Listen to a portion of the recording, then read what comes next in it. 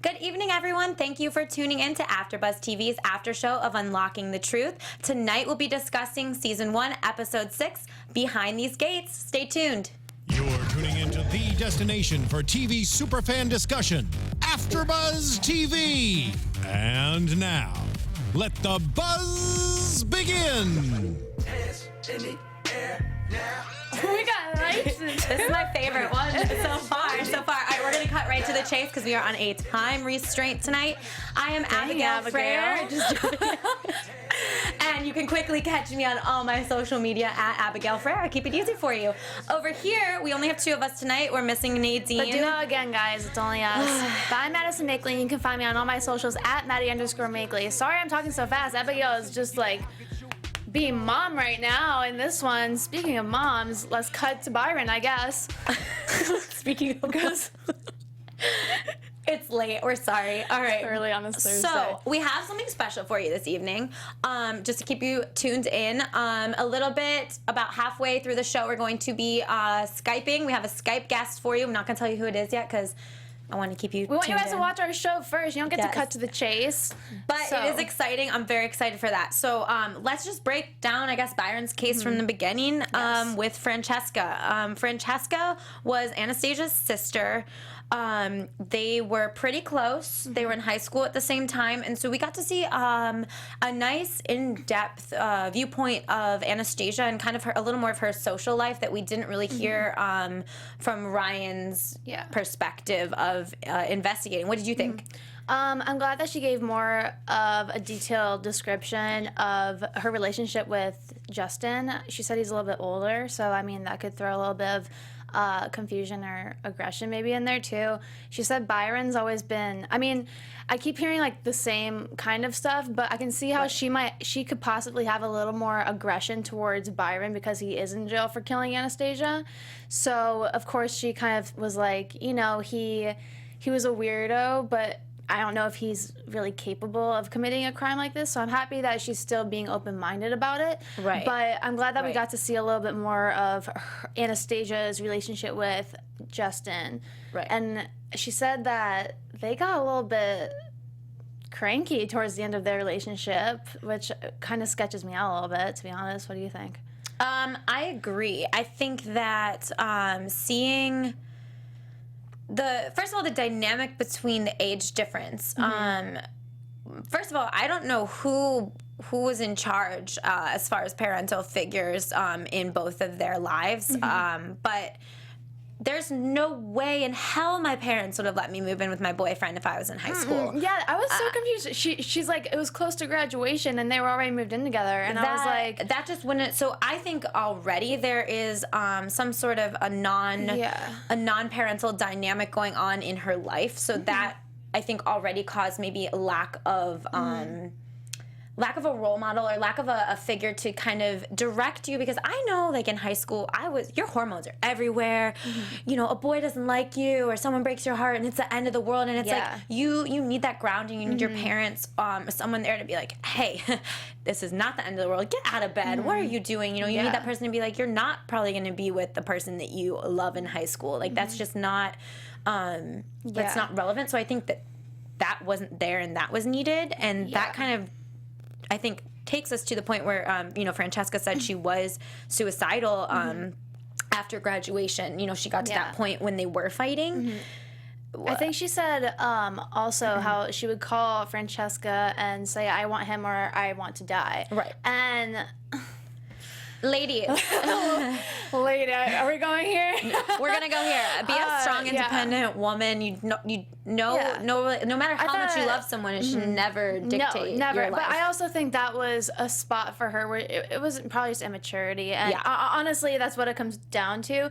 But I think it also kind of reflected their relationship, because I don't think he was being. I mean, she said that she never really came home even. Right. Like, this guy was probably keeping her away from her family, her friends. Like, I mean, it obviously wasn't going. Well, I'm glad that she pointed this out, though, because that, I feel like, almost threw Justin into that crap pile a little bit more, thinking that he actually could have done it. Like, I think after Francesca's point of view on it, I think that Justin could have been a huge culprit in this. I agree. And she even says she does believe Kelly's story, But I think she, in the back of her mind, knows that Byron might not have anything to do with, or not, maybe not anything, but isn't yes, was he a troubled kid? Yes. Yeah. Was he into death? Yes. I don't know if it goes that far. I think also the fact that, like you said, and also, what does someone in college want with a high school student? I don't know. I mean, I think there's a lot of control. There's a lot of manipulation. There's a lot there. I mean, I'm not sure how far apart they were in age. We never got those specifics, so maybe it was only 1 or 2 years. Yeah. That, maybe it wasn't. Yeah, but, and they had their little 4-person dynamic friend group, which I mean, yeah. Let's just lead right into that storyline. Linguistics. Yes. Robert. Yes, so Dr. Leonard, who also we saw on Michael Polite's case, which we will be Skyping with Crystal later on. You told them. For Michael. Yes, I'm gonna ruin it. We will be Skyping with Crystal later when we bring up the case with Michael. Do you want to do it? Do we have Crystal now? I think we found out that we have Crystal now, so we're gonna. Okay, let's jump to it. We have her on the line now. We'll go back to Byron. No problem. Crystal, are you there? We're here. Perfect. Hi. Who's with you? My sister, Melanie. Hi, Melanie. Hi, guys. Welcome. Okay. So let's just jump dive into right this. in. Can you see us? I cannot see you. I can just see your profile, which is beautiful. Yeah, you're beautiful. Your Skype profile picture. How do we fix that? I'm not sure. Anyway, go ahead. It's fine. Okay. I think we'll have our engineers work on it, and if we can get your video, and that would be excellent. But either way, we're happy to be talking to you and have the actual insight of what's going on here. So figuring it out. So let's just jump right in. I'm sorry for the late start, and I appreciate you guys. It is very late. What time is it by you? 11:28. Okay, well, it's past our bedtime. I know. So let's just start right off. How has this show helped your brother's case? What are the positives that have been brought out by MTV's bringing this to light? Yes, is key. Not a lot of people knew the details that we've always known until the show, just because it's been being worked on ever since. Okay. It happened, so awareness. Yeah, definitely. Has there been any ways that the show has maybe not been a benefit to Michael? Or has it all been pretty positive? It's added a little stress. And it was stressful going through the process, kind of reliving everything again. Yeah. But other than that, no, it was great. Yeah, no, I totally see where you're coming from, especially going from, not having that kind of attention on you to all of a sudden all of America and the biggest television show in the nation kind of overruling everything for sure. I'm kind of happy that you guys got the chance to bring people's attention to his case personally, because not to point out favorites here, but Michael's is my favorite. Yeah, definitely. my personal favorite, just because. He wanted to let you guys know that he says hi. Oh, tell him we said hello. I know we were so sad that he wasn't on last week. Yeah. It's a joy when they do bring his case up, because we really feel with it, as I know Ryan does too. He has that personal touch, but his case definitely has touched us in a special way. What is there that you can share with us that maybe hasn't been shared on the show, or anything that you feel like wasn't brought across to the full potential that you had hoped for, that you could maybe share with everyone now who tunes in?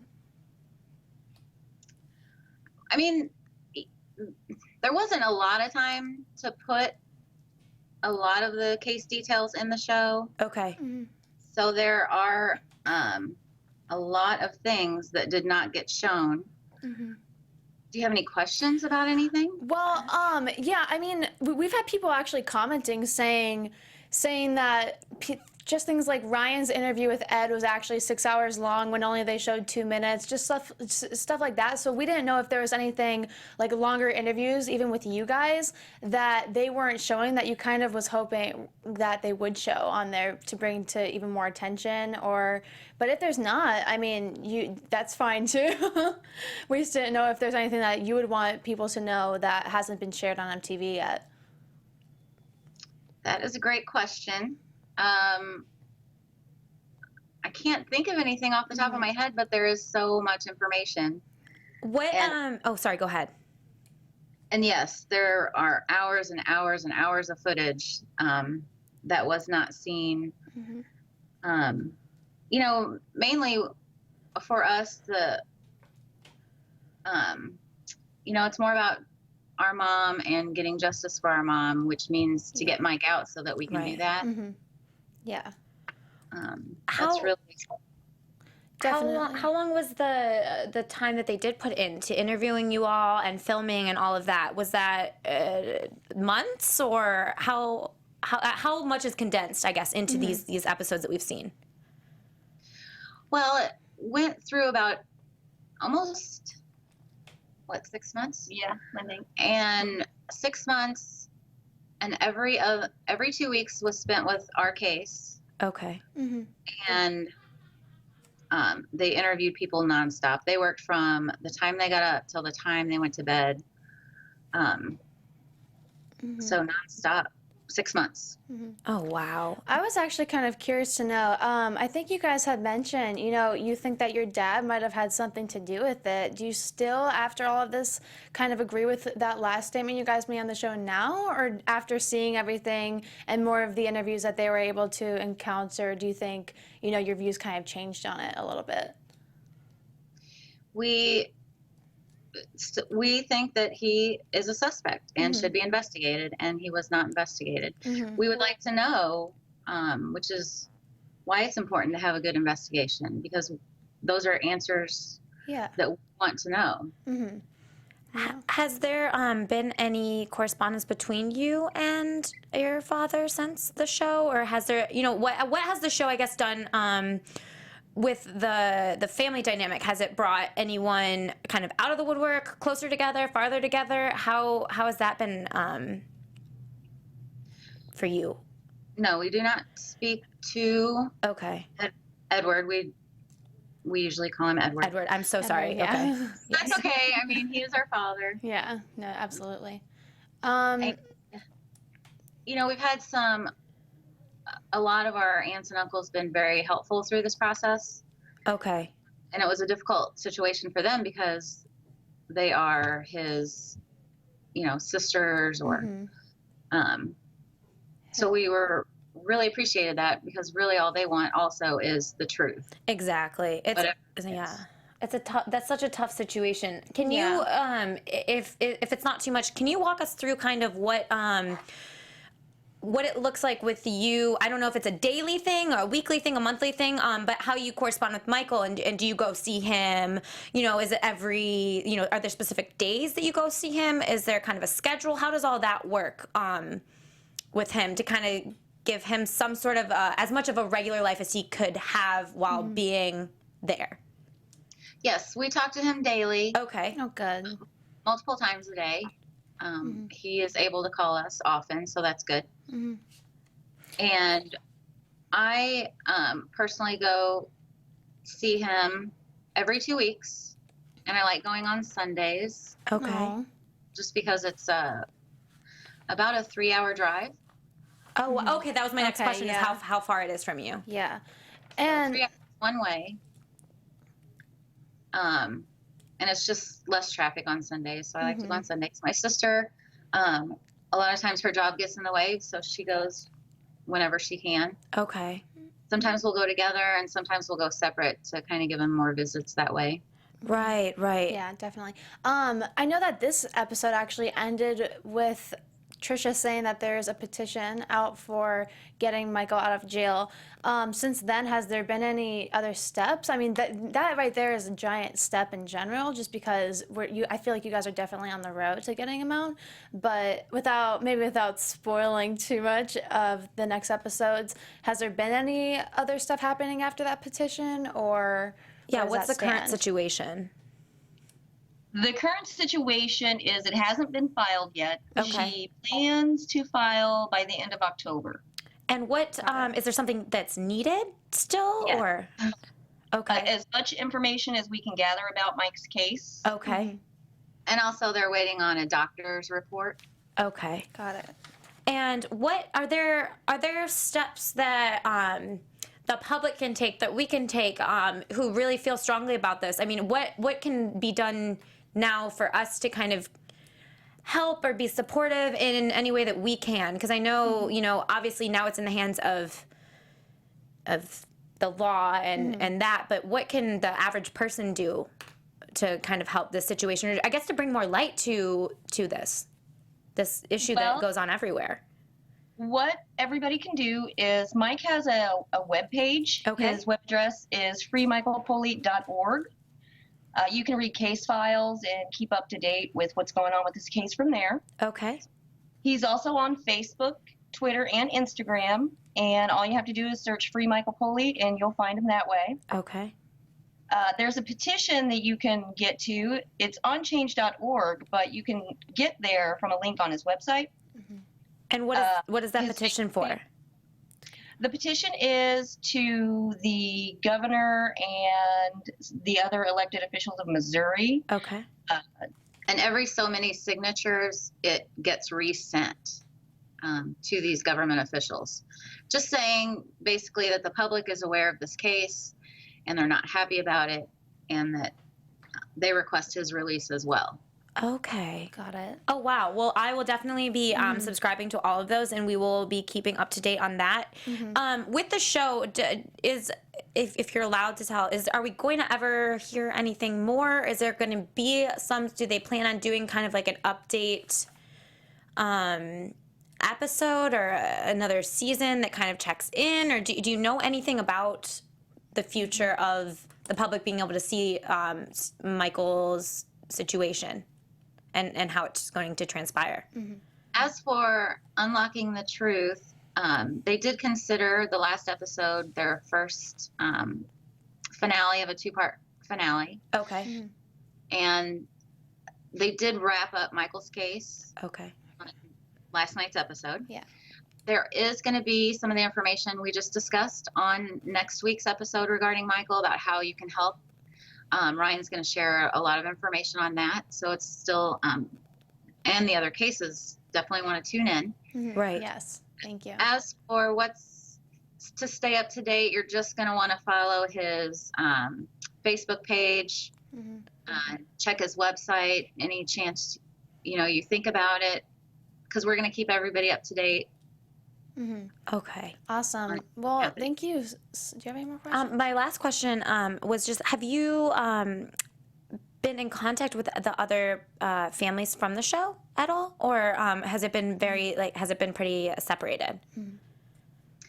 It did stay pretty separated, but we do communicate on social media. We've all messaged each other to give each other support, and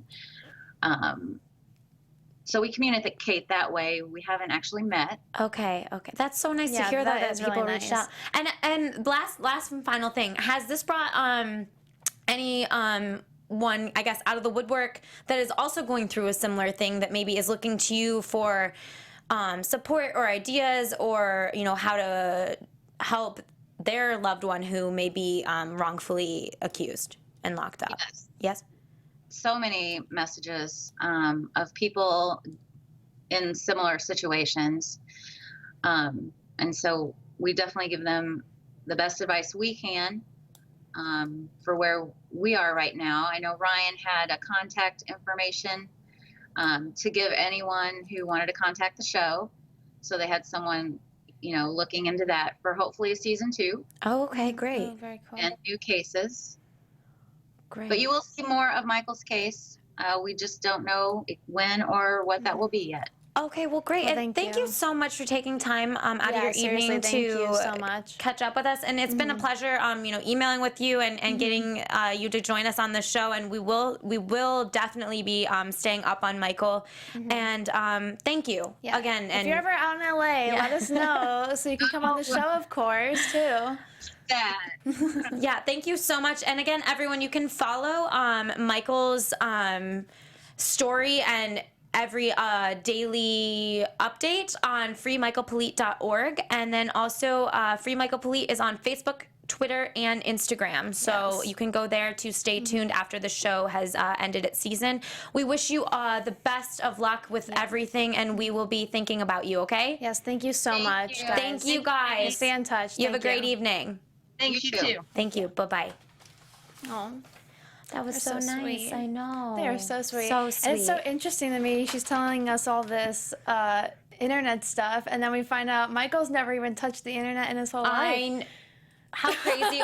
How crazy was that? We're jumping ahead of ourselves. We are, but should we go back to Byron you know or what, just let's finish off? Let's finish up Michael while we're there Okay. instead of jumping around. And then Byron, I promise I'll come back to you. We're not ending the Yes. show without you. But while we're on the subject of Michael Polite, so yeah, Ryan got to meet up with him in his cell at the end of the episode, and we find out Michael's never even touched the internet before, which is kind of crazy to even think about. Really crazy. So crazy. Because I feel like sometimes when you think about people being in prison, you think that they still do have some of the amenities. I mean, I didn't think they didn't have computers. I didn't know that. I didn't know that they didn't have access. I don't know anything about jail, but you're right. You think that they would have some sort of like a library? I don't know, something like that. Anything. I mean, it's 2016. Come on, but I keep forgetting that this actually happened so long ago that he just the thought of him never even he doesn't even know any of these. He doesn't even probably know that he has his own. So I mean, obviously he does. Right. But that's just how crazy to navigate to me. it, or how influential it can be. Because most people that are in jail, or probably a lot, have at least like seen the internet or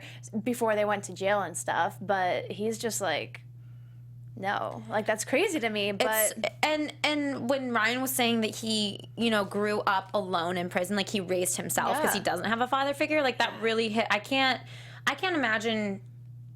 Mm-hmm. He really did. Yes, he has other inmates that kind of maybe there are a few that guide him, but as a whole, he did raise himself from 14 to where he is now, and so that's incredible to me to kind of put yourself in that situation. I'm sorry, I'm still like a little like, it's weird to me that we were just speaking to I know, right? the sisters, and that's something that we've been covering. So that was a really and they've really been working so awesome hard to moment. try to get this figured out for Michael and everything. And it was kind of cool to see Ryan and Michael have that bro talk in jail. And it was I give Ryan huge props too, just because it took Ryan major guts to get back in that jail that he was in for 10 years. Right. And so I can't even imagine that feeling. I think we could even see the look on his face and how like shaken up he was by that, and knowing that Michael had some of the same friends as him, which I think is kind of cool that they're like that. Yeah, like, that camaraderie and that, man. right. But what I didn't like, because obviously I have to not like something about every episode. I didn't like how short it was. Yeah, I didn't like how basic their conversation was that they showed us. I know that they showed us, and like we learned tonight. There's hours of footage, but could we not have gotten a little more juicy stuff than we received? I mean, how do you think Michael feels about it? Like when he talked about Johnny saying that he was Ed's poker buddy and he never saw him the day that Rita was murdered. And then Ed saying, that he never pulled Michael out of questioning. That's crazy to me, because I guess I thought all along like they didn't have that option. I kind of was like, oh, he was taken from the moment, and it's like, no, Ed never was like, I'm getting a lawyer, don't talk. Like, and I think that really hit home for Michael, which I think it would for me too, just because your parent, or I mean, at 14 years old, your parent's the one that's supposed to be like, don't you talk to my son like that, don't do this, don't do that, and all he had to do, I think they said in last episodes, all Ed had to do was sign a form that said something to get him out of jail or fight for it, and he just didn't. His dad didn't do anything, and he's still not doing anything. He has nothing to do with these social media accounts. His sisters do all of it, and I think that shows a lot, especially for, I mean, even after their divorce, I think they said that Ed kept trying to pin it on Rita and saying, well, the divorce is because of your mom and everything. Right. So I think they tried to have that bond after the divorce, and it wasn't working even, but that shouldn't even matter when your son's in jail for... Honestly, Ed, a crime I think that you had a huge part. I definitely agree with you. I really do think Ed, even if he didn't do it, he had a part in it. I just do. Definitely agree with you.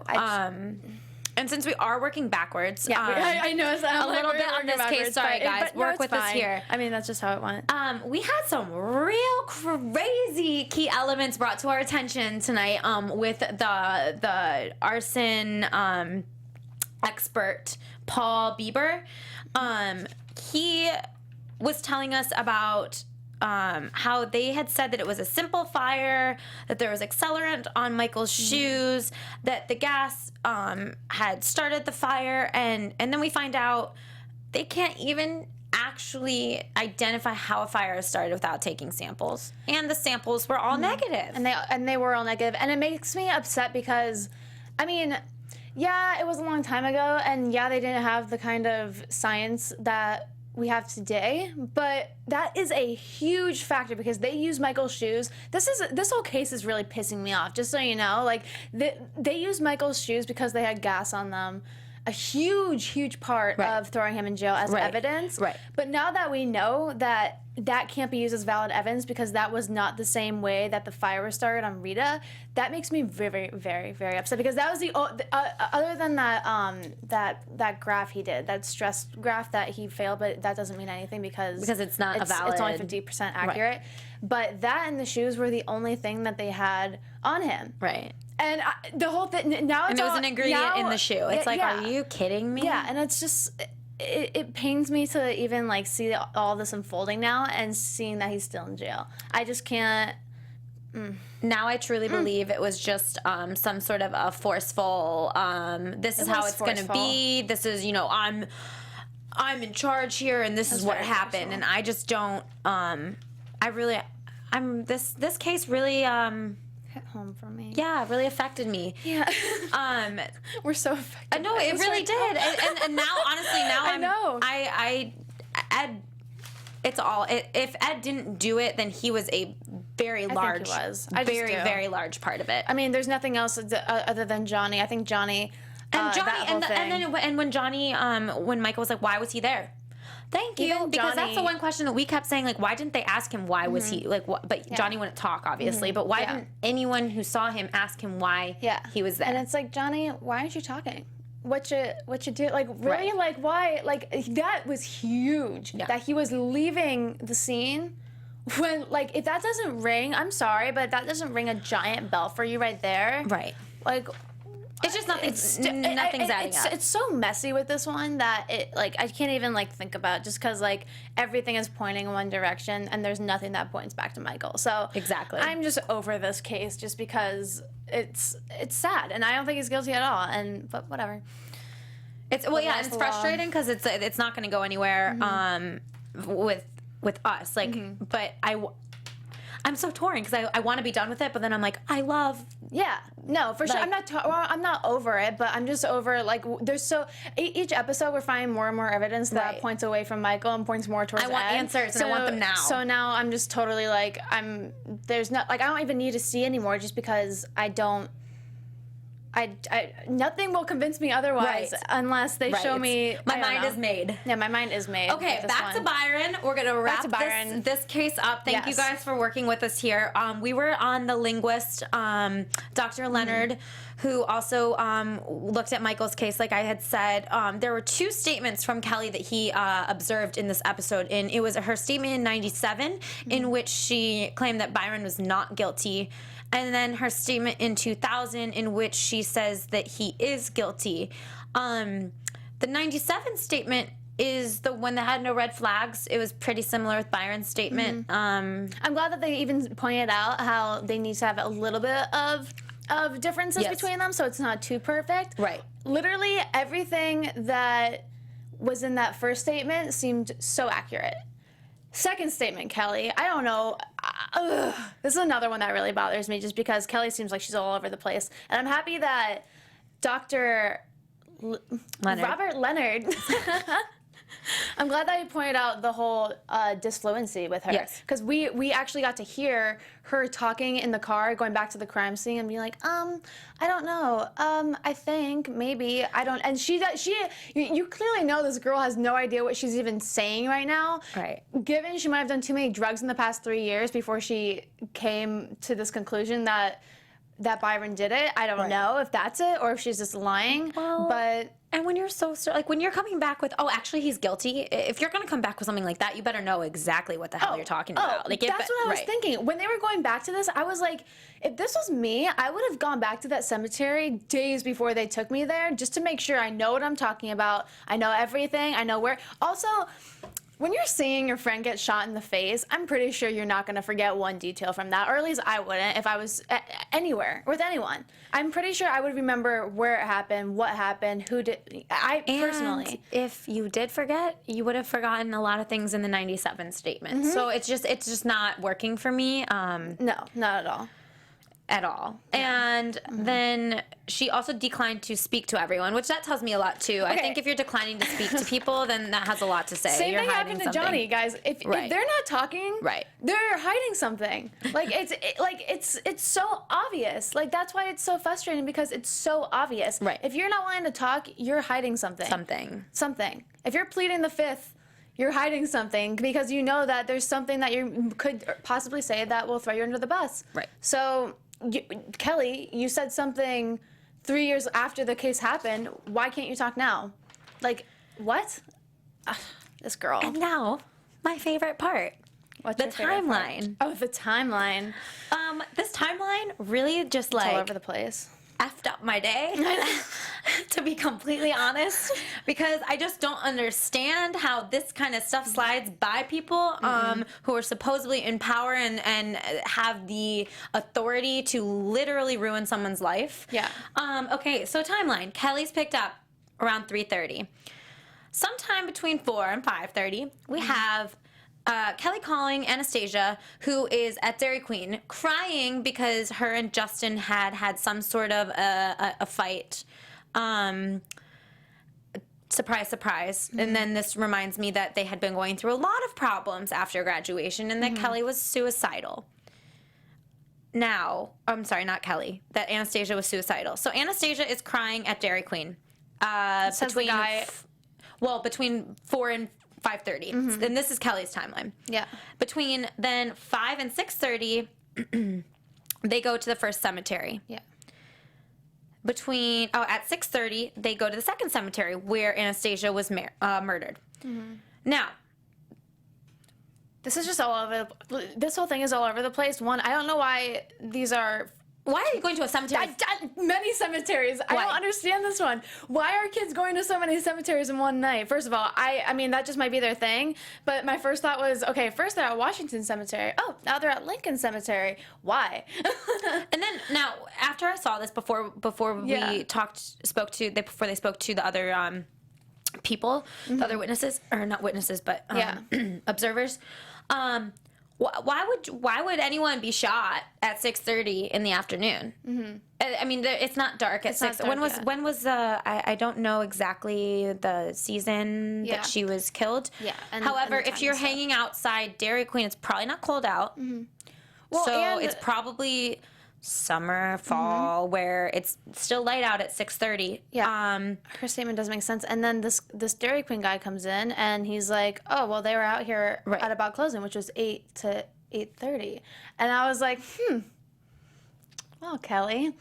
Something's so not you right weren't there. dead by, or Anastasia wasn't dead by 6. And this man knows. And it wasn't like maybe he said went it was out and about spoke closing. to her. Right. And he was very broad too, you know. It was about closing, which was at about 8 or 8:30. All we know is that wasn't 6, so that doesn't add up. That's a 2-hour Kelly. difference. So I have one check there.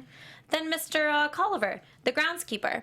Yeah. Sweet old man. Oh my God, he is so cute. He was adorable. But cutest old man. I'm sorry, I just couldn't get over how adorable that old man was. 2-hour difference. Yeah. 8:45, almost 3 hours. 8:45 is when he was closing to get back to see a 9 o'clock show. That's not 6:30. Yeah. So this chick does not have her timeline accurate. She does not know what's going on. How is this even?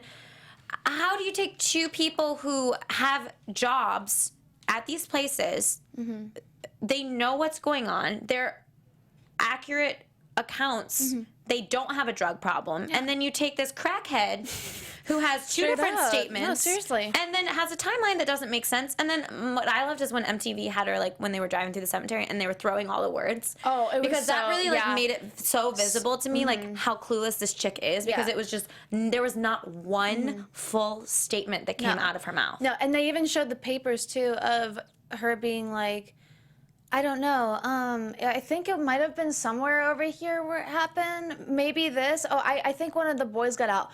Girlfriend. If this happened and you witnessed your friend getting shot by your boyfriend at the time, you better know your stuff.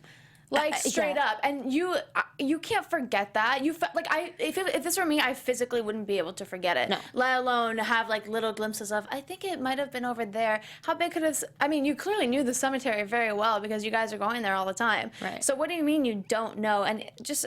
everything's just...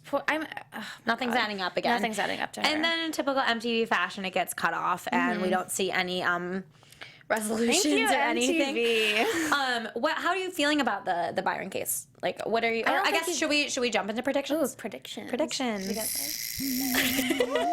And now, your AfterBuzz TV predictions. We'll keep it short and sweet since there's only one. I know, right? Well, I still want to talk about Michael. I know, right? With Byron. I don't think he did it. But I don't think Kelly did it necessarily. I'm not gonna throw her under the bus, but she is a crackhead. Like, straight up. Nothing she's saying is adding up. Even, like, I don't know if we pointed this out or maybe I just saw it. Even in her voice when we're listening to those recordings, she just seems like she's all over the place and doesn't. She seems like she just threw this out. And I remember them saying in the last episode how she told Byron that she was gonna ruin his life. So I think she one day just literally woke up and was like, I'm gonna ruin his life today. I don't know how I'm gonna do it. I'm just gonna call in and say he did it. And she, like, these facts clearly show she doesn't know what she's talking about at all. So, I mean, I think Justin did it. Because even when we were talking about in the beginning of the episode how their relationship wasn't very good to begin with, I just think Justin did. So, sorry, Justin. As far as I don't think then we're gonna see a resolution, and I'm really disappointed because I don't think we are in any of them. Going into the show, I definitely thought I was led to believe that we would see, like normal shows, a beginning, a middle, and an end, and we don't see that. So I'm upset about that. And then obviously I realized, like, real time, you can go on the social media and see what's going on now.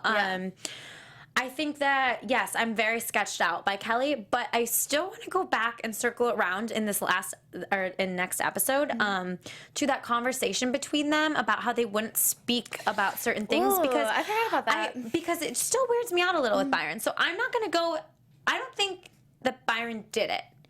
But I think there's more there that's not being said that's going to lead us to an actual answer. But that's almost why I'm pointing back to Justin, just because you can tell on the phone and with that Kelly and Byron conversation that they know something. Oh, they both know something. Yeah. But we just don't know what. So I mean, in a sense, they're both okay. We'll talk about it next time. And then we'll see. We'll be seeing what's going on with Calvin's case next time as well, because we didn't see that on this episode. We're not forgetting about you, Calvin. Michael Smith. So we'll see Calvin next week.